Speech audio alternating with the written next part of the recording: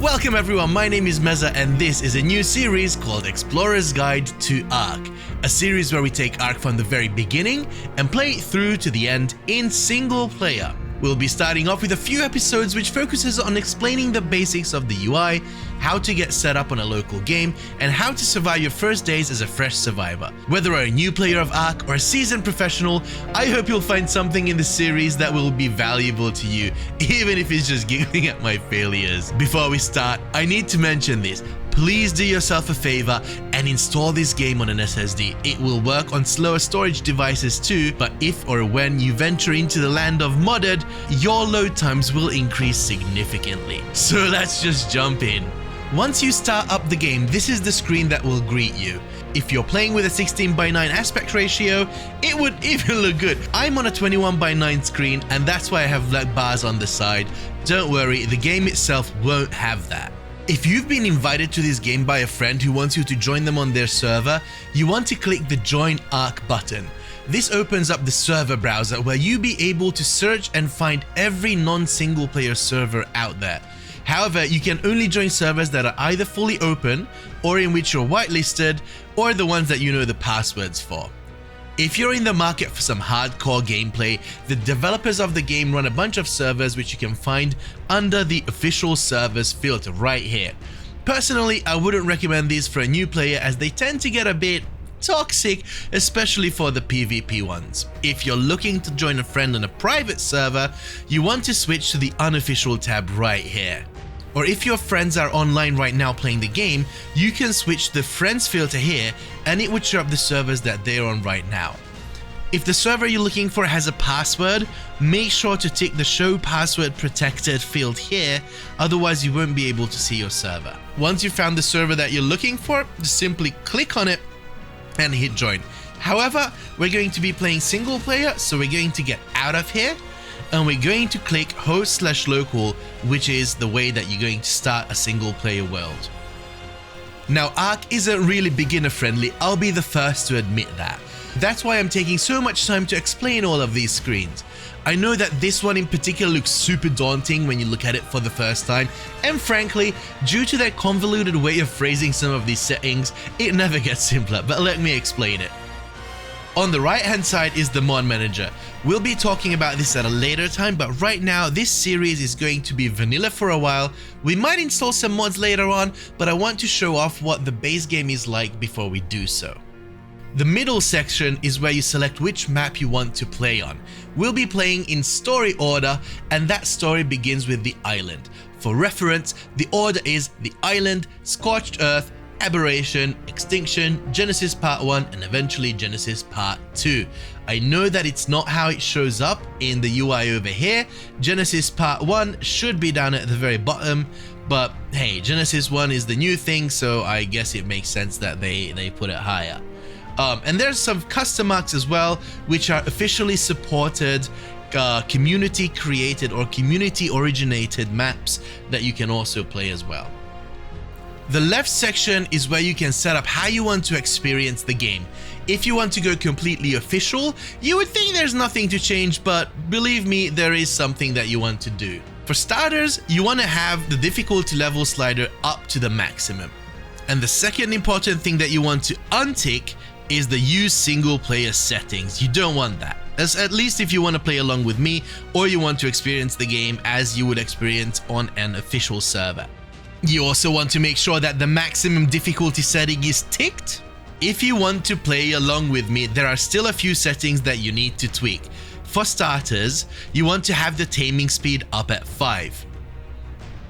Then you want to have the dino harvesting damage and the harvest amount both at 3.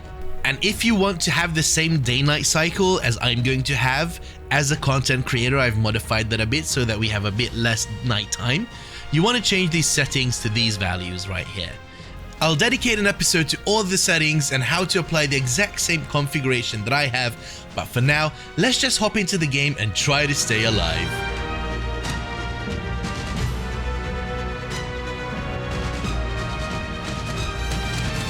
Welcome to the character creation screen.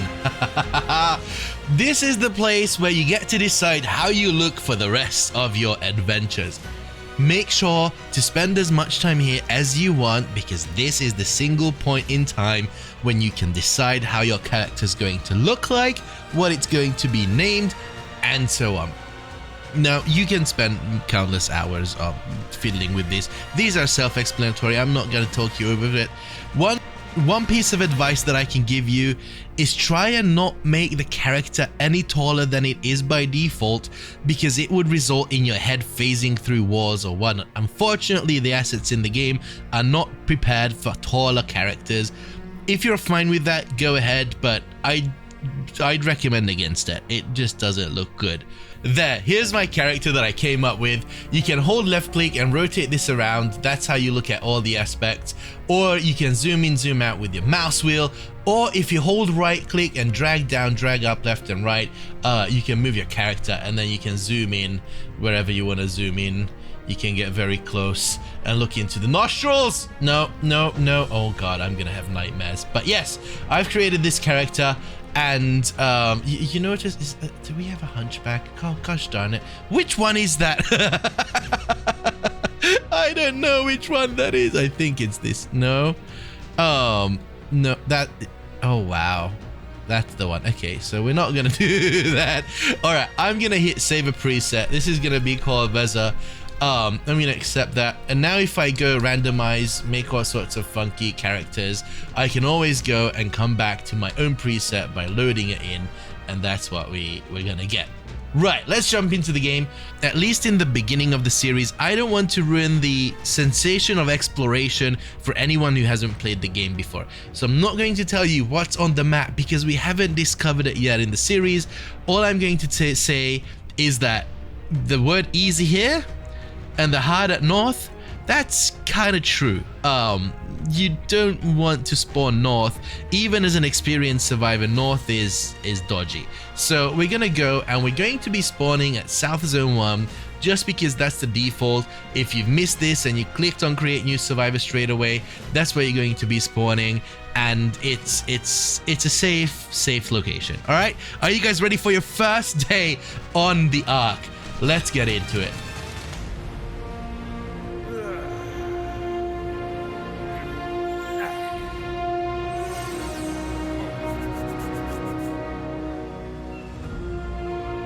Man, this never gets old. Oh my god. Welcome everyone to the land of Ark.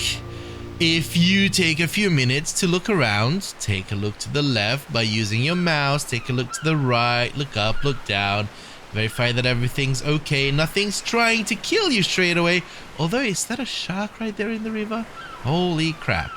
Right, so how do you move in Ark? How do you do anything in Ark?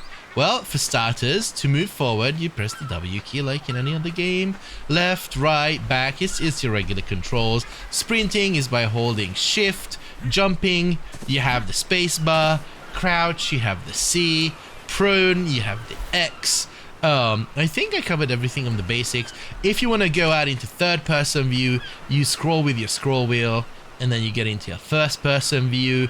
If you want to look at how you actually appear, you can press the letter K, which is your free camera mode. You can rotate your camera, you can zoom in, zoom out, look even under the mesh. That's the thing that can happen in Ark. But that will give you all the basic controls. I think it's high time to greet you on your very first adventure in Ark. Now let's get cracking, shall we? The first thing that you want to familiarize yourself with is the UI of Ark. To access your inventory, you're going to want to press I. That is a default keybind. And I have a bunch of stuff in my inventory right now because my character unlocked this through playing Ark for a long time. Now, these rewards are based on your Steam profile, not your character that you're playing. So if you've unlocked it once, you'll have it all the time. I'm just going to go ahead and drop all of these because I don't need it. I'm going to drop that as well. Right, so let's go through this screen because this is the first thing that you need to look at. On the right hand side, you can see yourself. That's how you currently look. The left hand side is your inventory. We have nothing in our pockets. And the middle is basically your character sheet. These are your armor slots. We're on day 1, 8 in the morning, 15 Celsius. a tame limit, which I'm probably going to raise, armor value, which we have 0 because we have no armor on, and your insulation values. These will all make sense later down the line. Now, as you go below, you can see that here's an XP bar, which says that we have 3.8 XP out of 5. 5 is required to get to the next level, and this is how much we have. And you can see right now that we're just generating XP by not doing anything, and you might find that weird. It's basically the game rewarding you for staying alive. Now, under here, we have your hit points. Basically, if this gets down to 0, you're dead. You have the stamina, which is how far you can run, how much you can hit, how far you can swim, and all the sorts. And if the stamina goes low, then you get tired and you might fall asleep. Your oxygen is how much you can hold your breath underwater. Food is your hunger. Water is your thirst. Weight is how much you're carrying. Melee damage is how much pain you're inflicting when you're hitting something with your bare fists or a sword. Movement speed is how fast you can run. Crafting skill, we'll get back to crafting skill when we get into crafting some specialty items. You don't really have to worry about it just yet. And we gotta level up. Fortitude is how resilient you are against the elements. It could be temperature, it could be gases, torpidity, all sorts of stuff. And torpidity is basically your unconscious meter. It's very difficult to put into words. Basically, if you reach a certain amount of torpidity, you'll just go unconscious and you'll be free meat for any meat-loving dino that happens by you. So you kind of want to keep that around 0 if at all possible.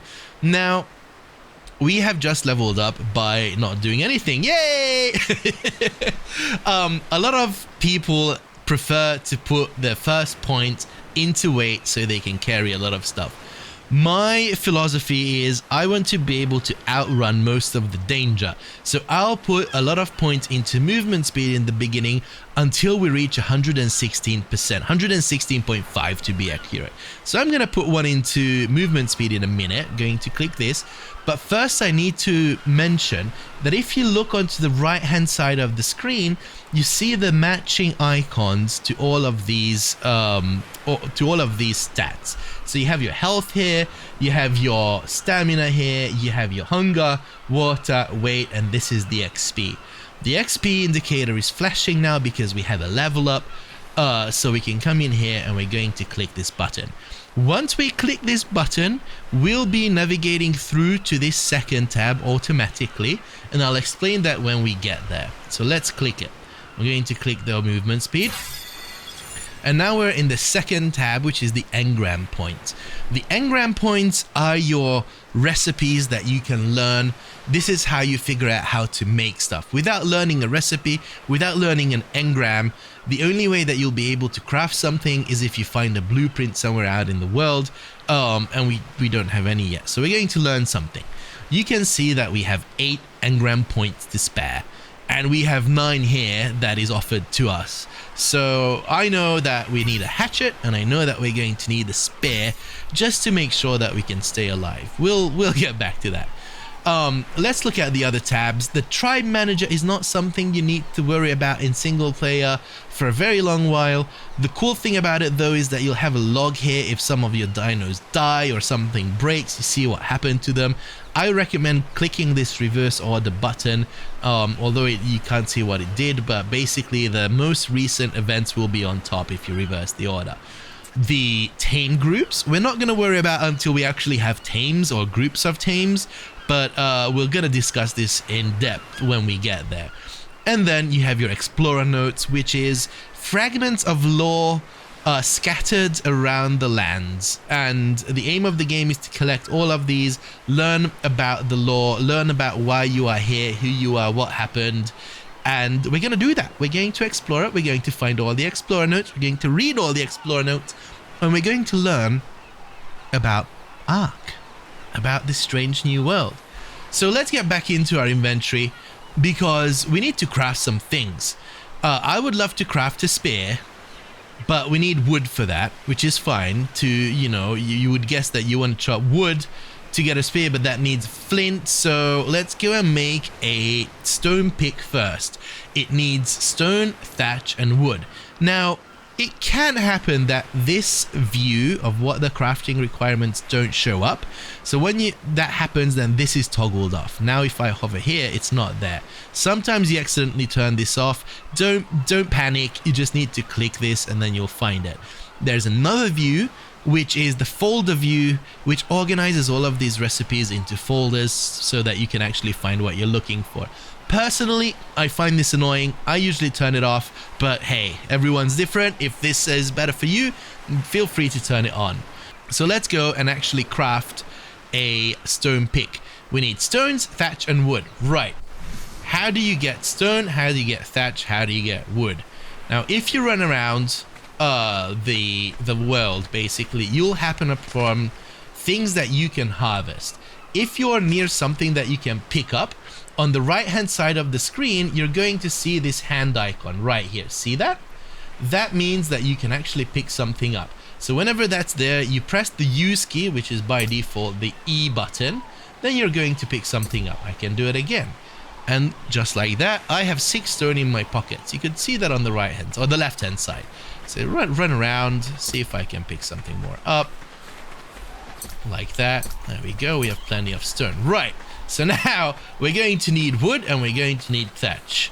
And how are we going to get wood, you may ask? Well, this wouldn't be a survival game if you wouldn't have to go and punch some good old wood until you get a few pieces of thatch and wood, that is. If you go into your inventory at this point, you can see that your health is increasing because punching wood, who would have thought, hurts you. You know, the knuckles are not really prepared for epic wood bangage.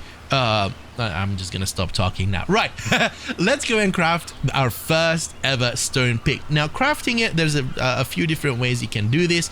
You can right click, craft one. You can select the craft all. You can specify how much you want to craft out of the materials that you have, or you can hover on this and just press E to craft one, or you can actually drag the recipe down into your hotbar anywhere where you want to, and when you click that button, nothing happens. Okay, for some reason that didn't work, so I dragged it up out again. So I'm going to right click and craft one, and that is going to craft me a stone pick. I have no idea why that didn't work. We're gonna go back to the inventory. We're going to pull this down to our hotbar. Now you can see that there's a light blue thing there that represents the durability of the pick. Right now we have 40 durability, so we're going to use that. Also, there's this green light coming from the sky. These are called supply drops. You can basically come up to one real quick and look at it, and it will tell you that it requires survival level 15 to open. Yay, we're not gonna get anything from it. Right, okay, so let's go and use our Mrs. Dodo. You're lucky that I don't have a spear in my hand. Just move along, move along. Yes, you. Right, sorry, I got distracted. Let's go beat up these rocks. Let's go and get ourselves some flint. There we go. We have some flint in our pockets right now and some more stone. But this means that if we go into our inventory, we should be able to make the stone hatchet. Well, apparently no. We need some more thatch. And we have a level up. I'm just gonna whack this until it breaks. There we go. Let's go into our inventory again. Let's put movement speed up. I want to learn the campfire and the cloth shirt and cloth pants. This is gonna come in very handy very soon, hopefully. Now, I think we are in a good position to actually make a hatchet, and we can also make a campfire. Oh, fantastic. And a torch. Let's make all the things. With the hatchet in hand, let me show you something very important. I would like to ask you to pay very close attention to the left hand of the screen. When I hit this tree with a hatchet, I get 9 wood, 1 thatch. If I hit it with a pickaxe, I get 14 thatch and no wood. And that is a basic mechanic of the game. And you guessed it, the same thing applies to every single other material. Let's try this on stone. If I hit this with a hatchet, I get 3 stone, 1 flint. If I hit it with a pickaxe, I get 3 flint, 1 metal. Look at that, no stone. So everything that you can whack will yield you results based on the tool you whack it with. You have to be very careful what you whack with what. You whack what with what, who, what. Ah! Now the next order of business is going to be getting some food. And for food, well, Mrs. Dodo, that's not looking good for you. Before we get there, I want to make sure that we have a bunch of spears for us. What do we need for spears? We're going to need some fiber. Let's go and get some fiber. Run up to a bush and just press the use button, which is for me is E. There you go. You can see that we're gathering a bunch of berries and we're gathering a bunch of fibers. That's what we need for some spears. And we're going to be needing some more wood and whatnot. But let's go and make some spears. We can make 2 straight away. We're going to make more because a spear has a 33% chance of breaking up on impact. And hey, we got another level up. Hey. All right, let's put that into movement speed. And let's make the storage box because we're going to need it. And you know what? We're going to make thatch foundation too. Be very, very quiet. It's dodo hunting time. Alright, let's put our spears in our hotbar. I'm gonna press number 3. Hey, Mrs. Dodo, where did you go? Where did you go? Come back here. Don't go anywhere. Come here. So every survivor has to do this at least once or twice or multiple times. Come here, Mrs. Dodo. Don't run away from me. Thank you. Your contributions to the survival of our race is greatly appreciated. Now, when it comes to dead animals, the same rule applies. If you want to get more meat, you want to use a pickaxe. If you want hide, you want to use hatchets. The way that I remember this is hide and hatchet starts with H, and that kind of works out, and the other one doesn't. So I know that we're going to need some meat, but we're going to need a hide as well for all our clothing later on. So I'm going to whack the dodo with the hatchet. So now we have meat and we have some hide. What are we going to do with it? So we're going to come back here because I want to build a campfire right here. So to place objects in the world, there's again a number of ways you can do this. You can right click and click place and then you can place it, or you can go back here, you can drag it onto your hotbar, get out of your inventory, press the hotbar key and place it. Placing is, you can see where the hologram is showing it. That's where you're going to place the object. If you want to cancel the operation, you want to click right click and then it goes away, or if you want to place it down again, you just place it down. With the campfire, you don't have any rotation, but if you are placing down objects that have rotation to it, after the first click, you'll land in the rotation mode, but I'll show you that later. Here's something very important that not too many people tell you. The campfire right now says to access the inventory, you want to press E. That is true. Look at this. You access the inventory, you drag and drop the meat in there, you drag and drop the wood in there, which is a fuel source, and then you get out of this. Now, it shows you to light the fire, you need to press E. Well, how do you access the inventory? The answer is in the keyboard configuration. The access target inventory is F.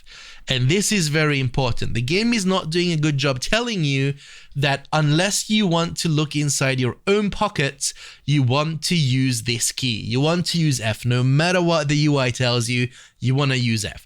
The sooner you adapt to this, the better you'll be. Because otherwise, you'll end up accidentally lighting fires. You'll end up accidentally putting fires out when you wanted to just put a piece of meat in there. And now you can see I just wasted 2 wood because I pressed the wrong button. Because whenever you light it and then put it out, the wood's gone, even though normally it would burn for a long time.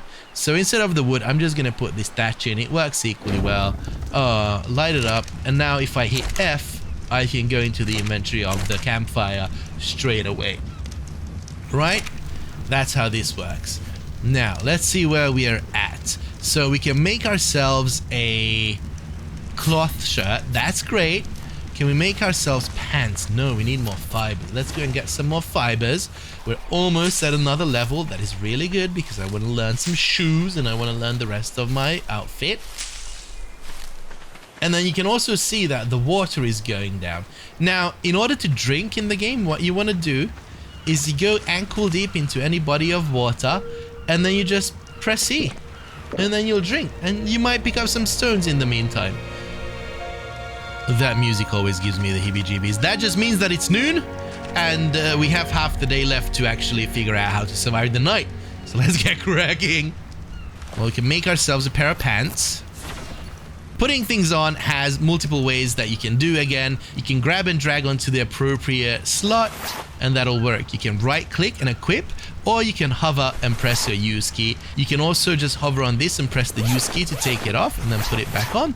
That's a very quick way of putting clothing on. How are we doing? We're going to be overweight very soon. So what I'm thinking is that we should go ahead and craft ourselves a storage box, for which we need thatch and wood. Well, we know if we want to get thatch, we want to use the pickaxe. There we go. And we're getting quite a lot of wood with it, but not as much as we would get with the actual hatchet. There we go. Look at that. Perfect. And we've leveled up as well. Now, you can see that even though I'm holding shift, I'm walking just as slow as I would be walking without shift. That is because I'm over encumbered. And if I would continue picking things up, see, I'm getting slower. I'm getting super slow. I'm getting very slow. By the way, I'm not in Baywatch. And if we pick some more up, we come to a stop. We can't move anymore. And that is very bad for survival. So what we're going to do, we want to put some up on the movement speed because we can. Let's see what we can learn. Let's learn the rest of our attire. There we go. Oh, we need another level to have everything. And then we also want to throw some things out.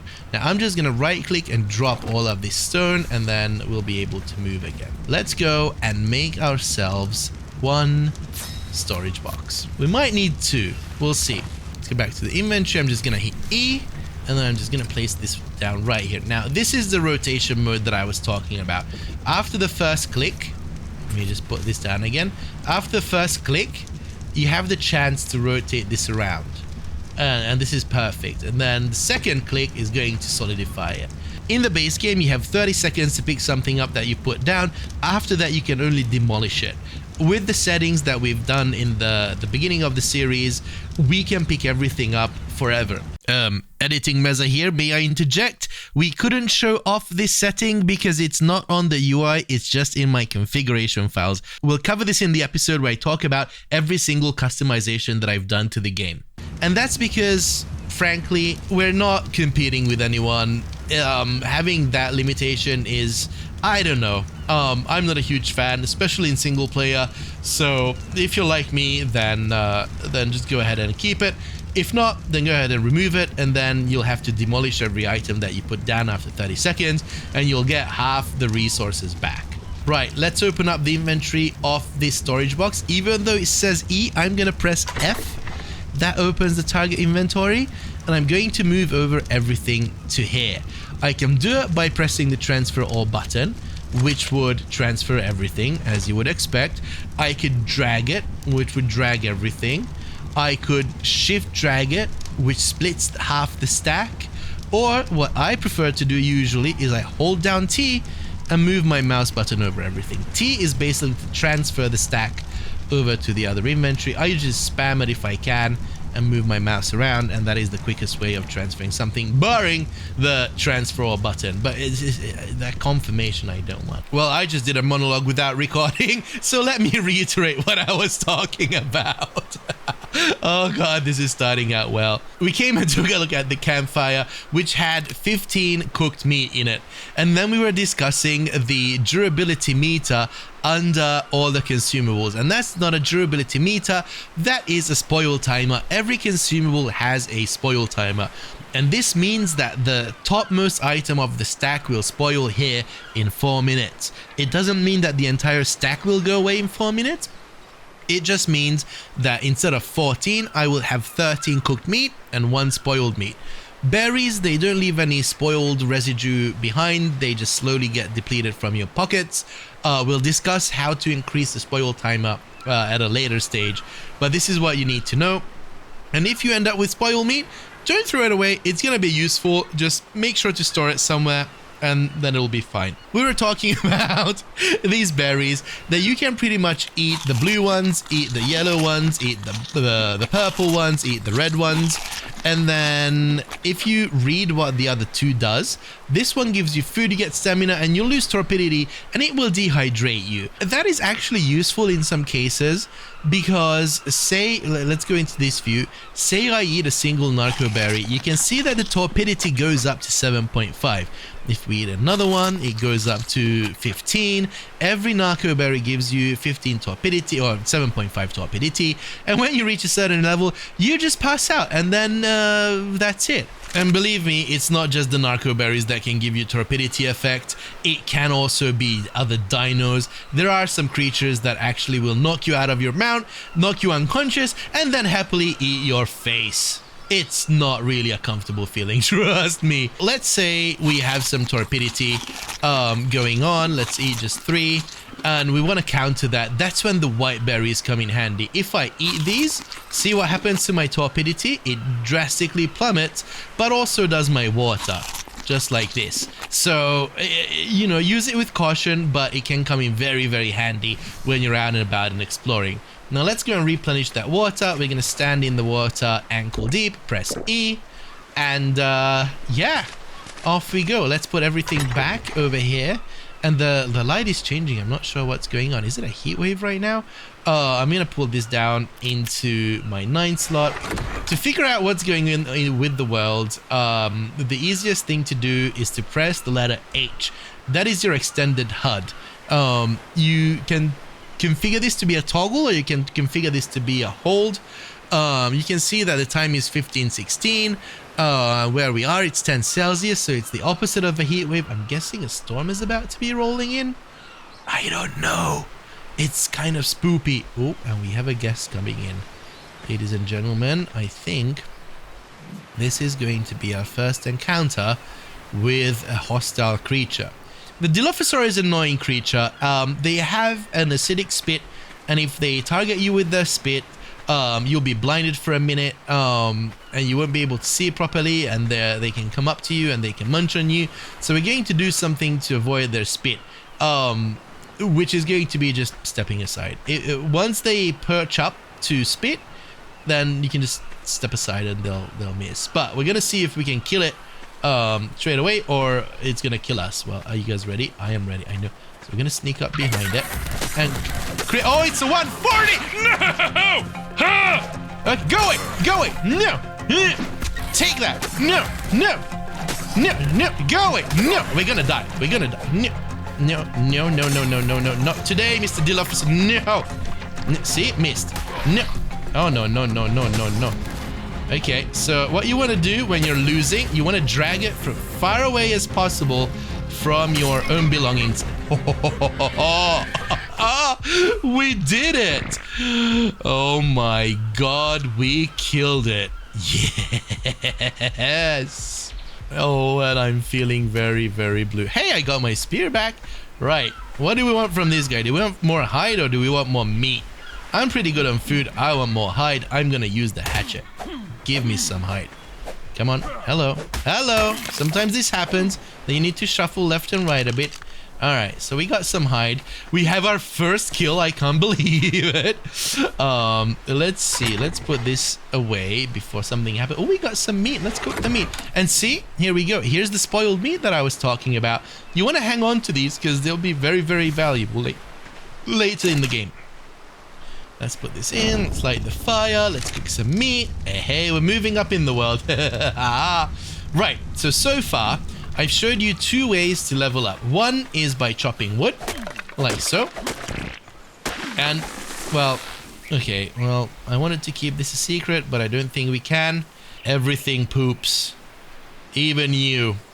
And sometimes you don't go into the bushes and do like a normal person does. You just stand upright and pop it out. It happens. Your dinos, and I don't know what I'm saying anymore. Give me a minute. I'm practicing my Baywatch run. And we have a level up. Let's put that into movement speed again. And what do we need to learn? A bed. That is very, very important. Let's learn the bed, which we can't because why can't we learn it? It requires the hide sleeping bag. You can see in the in the red writing that we need sleeping bag. All right, let's learn the sleeping bag, and now we don't have enough points to actually learn the bed. Dang it. Anyway, so chopping wood is one of the ways to level up your character very quickly. The other way that you can level up very quickly, and this is the thing that most guides will tell you, is by building foundations. And I'm going to show you why I'm not particularly fond of that method. So I've collected up a bunch of fiber, and now we can start crafting thatch foundations. And I do agree, if you look at your XP meter, whenever you craft one, you get quite a substantial amount of experience. Now, the issue that I have with this is that the thatch foundations are utterly useless. You craft them a few times, and then you break them apart and you craft some more, you break them apart, you craft some more. I don't think that that is the best use of your time. I think it's much easier to go out and gather some materials that you will actually need and level up that way. So what you can do, you put this down into your hotbar, place down one of these foundations right here, for example, and then you get onto it, you place down the next one next to it, and then you place down the third one on top of that, and then you end up breaking it, and then breaking it, and then breaking it, and then breaking it, and then you ran out of thatch foundations. Now what you can do, you got back half of the materials, you go back in here, and then you can craft some more. And you rinse and repeat this process until you level up again. You can choose how you want to play. I prefer actually harvesting and gathering materials. That, in my eyes, is more valuable use of my time. There we go. I could go and demolish this as well. And I could demolish this as well again. And then I can come back here again. And then I can make another two. And then you rinse and repeat this process, and then you see how much you gain experience from it. Right now, I believe that we actually are going to need some foundations very soon over here. So I'm just going to put down 2 so that we'll have a place to put our bed once we have our bed. Let's see how our food is doing by pressing F. I'm going to drag the meat out, put out the fire because we don't need that anymore. We're going to go and store all of the items that we found, and hey, we have basically created a rudimentary beginning of our shack. We have killed a dodo, we have killed a Dilophosaurus, we have harvested wood, we have harvested thatch fibers, and we know how to cook, we know how to drink. The sun is coming out, and I think this is a perfect place to end the first episode of the Explorer's Guide to Ark. And we're going to be continuing from here in the next episode. Well, we'll figure out how to build a rudimentary shack. We'll build a bed, we'll respawn, we'll know what to do when we die, we know what to do when anything bad happens, and so on and so on. And trust me, if your first 10 minutes, an hour of Ark is repeatedly dying, well, let me tell you that that is perfectly normal. I haven't died a single time right now because I've played this game for long enough to know how to stay alive. But if you're playing this game for the first time, chances are you're going to get killed repeatedly over and over and over and over and over and over and over and over and over and over and over and over and over. Yeah, so don't get discouraged. That's the name of the game. Get back on the horse, leave your previous items behind, start from fresh. Eventually you'll be able to kill anything and everything that comes into your way. You just need to be patient. Listen, this was my very first attempt at recording Ark, and an Ark tutorial at that.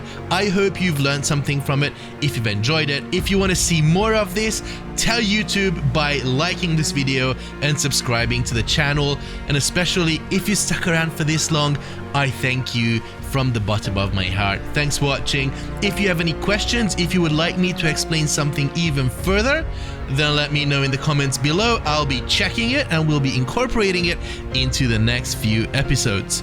Well, that was it. I will see you next time. Until then, my name was Meza, and happy surviving. Are you curious what happens if you eat too many narcoberries? Me too. Let's go and find out.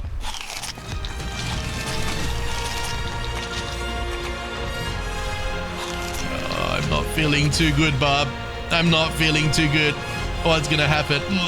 This is not good. No. Let's eat some more. Yeah. Uh-oh.